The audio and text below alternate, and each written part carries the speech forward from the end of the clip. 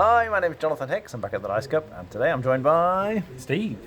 And Matt. And we just finished playing Old London Bridge, which is a game about building a bridge. In fact, this is my bridge that I've built here during the game. I've actually removed some to illustrate what we're doing, but once you finish, the bridge in theory would go all the way to the end here, and you're building these buildings on the bridge, and what matters is how many shields there are on the top, and also obviously the number at the bottom.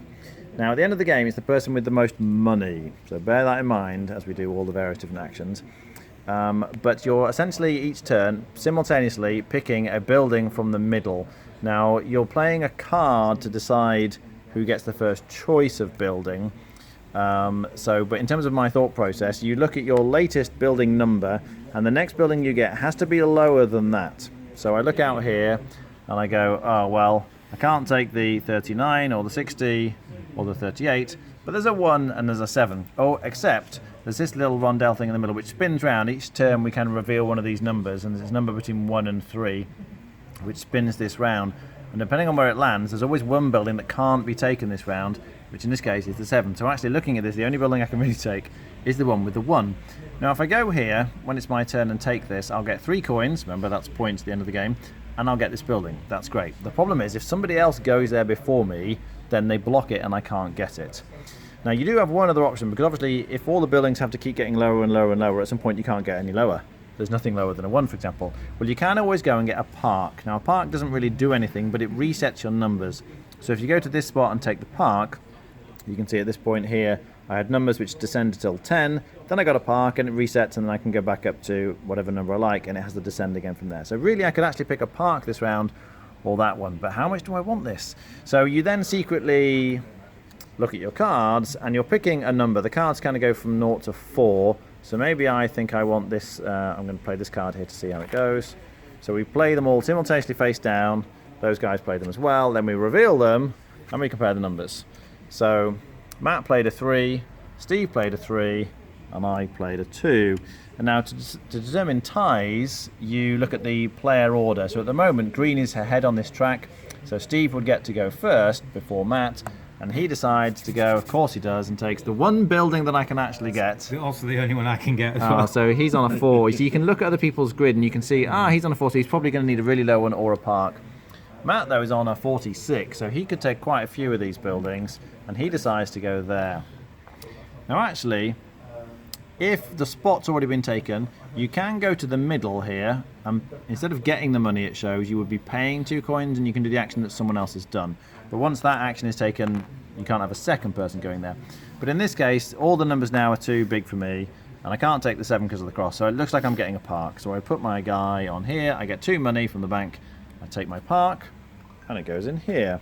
Now if you don't take a park, which, like, the only purpose of the park really is to reset it, the other buildings kind of give you other benefits. So for example, if you take this building, it points at the turn order track. So imagine I would take this building instead. I would then put it in and count up how many blue shields, because it's a blue shield building, I've got in total. So this building's great because it gives me a shield of each type. So I'd have 1, 2, 3, 4, that's another one of each type, so 5. So I then get to move 5 on this track. 1, 2, 3, 4, 5. If you're on top, you go ahead of the person underneath. So now I'm in a much better position. I'm in second, effectively. So anytime there's a tie in the game for any reason, I would get to go second. Another thing you can do with this building is advance on this track.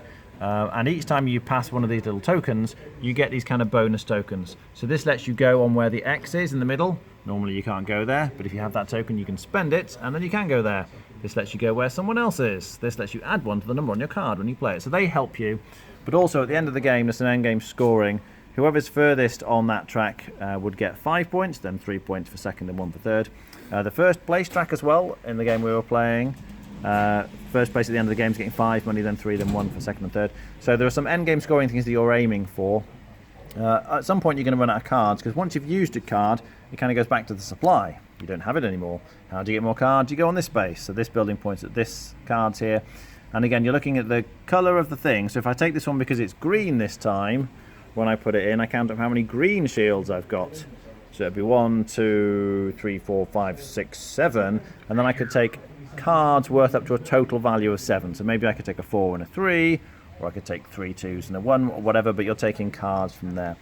These buildings don't do anything, but as you've seen, they just count for powering up all the other actions because it's the shields of every type. Parks reset, as I say. This one just gets you money for the bank. That's great. So again, you count up how many shields you have, and you take up that much money from the bank. Remember, money then is victory points.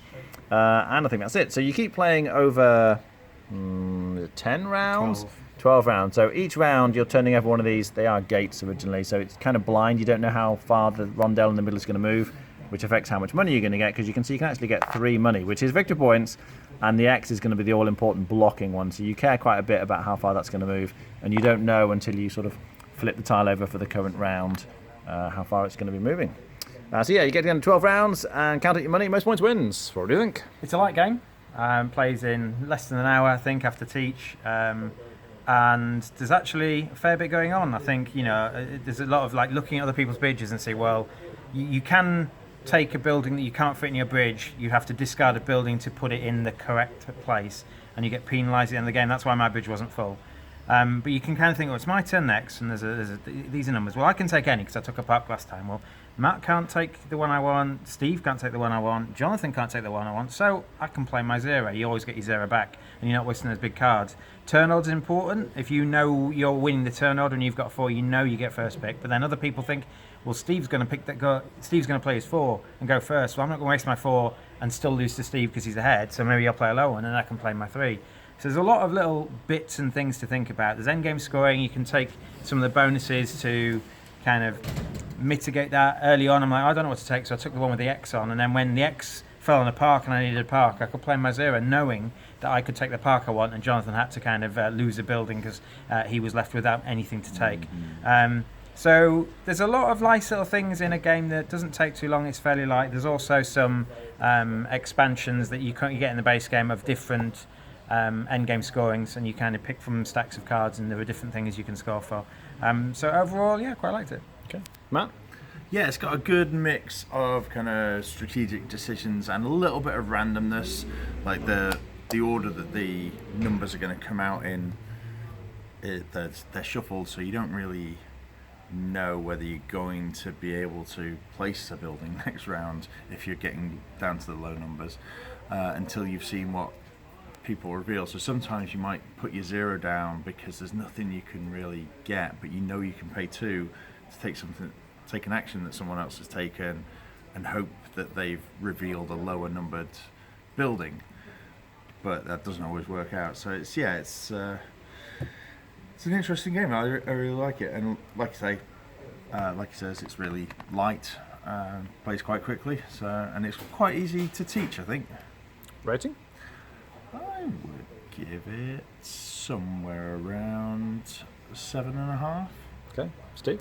Feels that niche, 7 out of 10. Okay. Yeah, this is lighter than I would usually prefer to play, but it's much thinkier than it looks at first glance, and I really enjoyed it. So sometimes there's a building you really want, and so you put your high card in, you make sure you can go first, you've got to pay attention to that turn order track, but then other times, it's like, none of these buildings really do what I want. But maybe when other people take the buildings, the ones underneath will do what I want. Maybe it's the shield you want or the number, and if they reveal the right coloured shield or the right coloured number, so in that case, I want to go last. So again, the turn order track matters, but this time for the opposite direction, if you like. You don't want to win ties in that sense. So I found, particularly near the end, I was having to make some really interesting decisions about whether I want to go first, whether I want to go last, which buildings, and there's a bit of a gamble when you're going last, hoping that the right building comes out, and that someone else doesn't take it when it comes out. So a lot to like, really, in a game that plays very quickly. So I really like this. I'll be on an 8 out of 10. All right, thanks for watching. That was Old London Bridge.